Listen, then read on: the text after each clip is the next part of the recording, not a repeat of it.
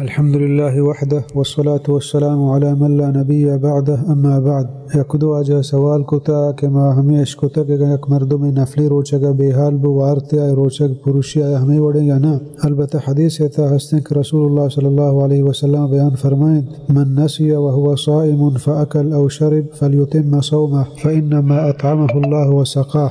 کہ اللہ پیغمبر علیہ السلام بیان فرمائیں کہ اگر یک مردم بیحال روچگیں وارتی نوشتے ہوتے روچگا پورا بکا ای اللہ وارن تگو نوشن تا.